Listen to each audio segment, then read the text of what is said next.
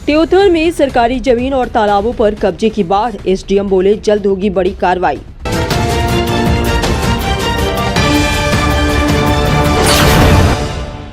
नमस्कार, आप देख रहे हैं बेगूसराय न्यूज प्लेटफॉर्म और मैं हूं आपके साथ खुशी।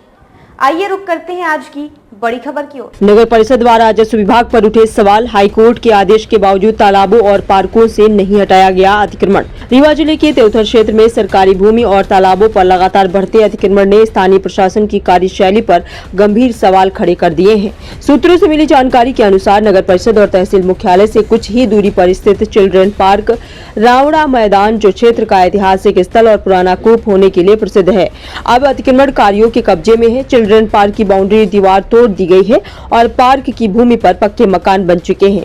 यही नहीं, महतेली तालाब, हंडिया तालाब, रकीदवा तालाब, तुर्का तालाब जैसे कई तालाब भी भूमाफियाओं के कब्जे में हैं। कई जगह तो तालाब पाट कर भवन निर्माण तक कर लिया गया है।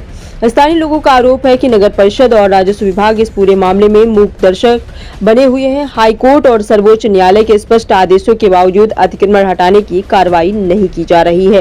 पूर्व में एसडीएम कार्यालय की ओर से कुछ नोटिस जारी किए गए थे, लेकिन मामला ठंडे बस्ते में चला गया। वहीं अब अनुविभागीय अधिकारी राजस्व एसडीएम पीएस त्रिपाठी ने हमारे संवाददाता कमलेश शुक्ला से बातचीत में कहा कि त्योथर क्षेत्र में सरकारी भूमि और तालाबों पर हुए अतिक्रमण की जाँच की जा रही है। बहुत जल्द कार्रवाई की जाएगी, लेकिन सवाल ये है कि क्या यह कार्रवाई सिर्फ आश्वासन बनकर रह जाएगी या वास्तव में त्योथर के तालाब और चिल्ड्रन पार्क अतिक्रमण मुक्त होंगे। स्थानीय जनता प्रशासन से सिर्फ एक मांग कर रही है, तालाब और सार्वजनिक भूमि बचाओ, त्योथर की पहचान वापस लाओ। जो शासकीय तालाब हैं, जो बंदोबस्ती तालाब हैं, उनमें उनका स्वरूप परिवर्तित न हो, इसके लिए शासन के भी निर्देश प्राप्त हुए हैं और विभिन्न न्यायालयों के भी निर्देश प्राप्त हुए हैं। इसमें पूर्व से ही इसमें सर्वे कराया गया था और सर्वे करा करके और उनको नोटिस वगैरह दे करके अतिक्रमण हटाने की कार्रवाई प्रचलित है। जैसी भी समय और आवश्यकता देखते हुए उनको हटाने की कार्रवाई की जा रही है। जहाँ तक बहुत से तालाबों की मेड़ वगैरह पे जो मकान वगैरह पाए गए थे, अभी उस पर रोक लगा दी गई कि उसमें किसी भी प्रकार का जो है जैसे प्रधानमंत्री आवास वगैरह के योजनाएं स्वीकृत हो जाती हैं या कोई नए निर्माण होते हैं तो उनको नए निर्माण न किए जाएं। इसके लिए निर्देश जनपद को, ग्राम पंचायतों को भी दिए गए हैं और राजस्व के अधिकारी कर्मचारियों को भी ये दिया गया है कि कोई तालाब में कोई फिलहाल अभी नया निर्माण ना हो और समय समय पर उन तालाबों के अतिक्रमण हटाने की कार्रवाई की जाती है। सर, कुछ तालाबों में प्राय ये भी देखा गया है कि तालाब तो है लेकिन कुछ लोग उस पर खेती कर रहे हैं, तालाब में खेती का काम कर रहे हैं और भी ऐसे बहुत से तालाब देखे गए सर उस पर। इसमें देखिए क्या है कि हर तालाब की स्थिति अलग अलग होती है। कई में जो है लिटिगेशन है, कई में जैसे तालाब दर्ज न होने के कारण सिविल डिक्रियाँ पारित हो गई हैं। इसी तरह जैसे आप त्योथर में देखेंगे तो 4-5 तालाब हैं जिनमें लगता है सभी में सिविल से निषेधाज्ञा जारी हुई है। तो वो पूर्व में किन परिस्थितियों में उसमें निषेधाज्ञा जारी हुई, उसकी पैरवी नहीं हुई या दस्तावेज न्यायालय में प्रस्तुत नहीं किए गए, उसका भी हम लोग परीक्षण करा रहे हैं और उसमें यदि आवश्यक हुआ तो अपील वगैरह की जाएगी, क्योंकि त्योथर का उससे विकास कार्य भी प्रभावित हो रहा है। सर, एक आखिरी सवाल है सर, जो अतिक्रमणकर्ताओं के द्वारा अतिक्रमण किया गया है तो सर इस पर जनमानस से क्या कहना चाहेंगे कि सर ये कब तक खाली हो सकते हैं, क्या संभावना है? नहीं, देखिए इसमें सबसे बड़ी बात यह है कि सभी आम जनता को ये समझना चाहिए कि शासकीय ज़मीन पर ऐसा कोई काम करना ही नहीं चाहिए जो कि उनके लिए ही नुकसानदेह हो। कभी न कभी अगर अतिक्रमण है तो वो हटाया ही जाएगा, तो ऐसा काम नहीं करना चाहिए। शासन की जो नीतियां हैं कि जो लोगों को आवास के लिए ज़मीन मिलनी चाहिए, उसके लिए कई प्रावधान हैं। जैसे आबादी घोषित करा करके पट्टे दिया जाना, उसके लिए स्वामित्व योजना चल रही है और मुख्यमंत्री एक आवास योजना चल रही है। उसमें जो भूमि आवासहीन हैं उनको यदि आवश्यकता होती है तो उनको शासन मकान बनाने के लिए वैसे ही ज़मीन की व्यवस्था करती है।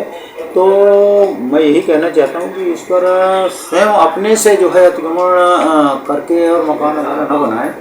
उसके लिए उनको प्रॉपर जो शासन के नियम है, प्रावधान है, उसके तहत उनको आवेदन देना चाहिए और उनको आवश्यकता अनुसार और सही जगह पर उनको मकान बनाने के लिए ज़मीनें दी जाएंगी। पालिका के अंतर्गत तमाम ऐसी चीज़ें हैं जहाँ पर सरकारी जमीन अतिक्रमण युक्त है और अतिक्रमणकारियों के द्वारा उसमें रहायशी मकान बना लिए गए हैं और नगर पालिका का ध्यान इस ओर नहीं जा रहे। संदर्भ मैंने एसडीएम और तहसीलदार को भी अवगत कराया दूरभाष के माध्यम से, चूँकि आप मुख्य नगर पालिका अधिकारी वो आपके कार्यक्षेत्र में सर जो ये गवर्नमेंट इंक्लूजमेंट जमीन हो गई है, इस संदर्भ में नगर पालिका का ध्यान क्यों नहीं जा पा रहा है? जी बिल्कुल, उसके हम एक दल गठित करके उसकी जांच कराते हैं। आपके माध्यम से सूचना प्राप्त हुई है तो हम दल गठित करा के और उसकी जांच कराते हैं और जहाँ भी ऐसा होगा तो फिर अग्रिम कार्रवाई जो भी होगी तो हम करेंगे। नगर पालिका के अंतर्गत सर आपके तालाब हैं, तालाबों पर अतिक्रमण है, उन तालाबों पर खेती की जा रही है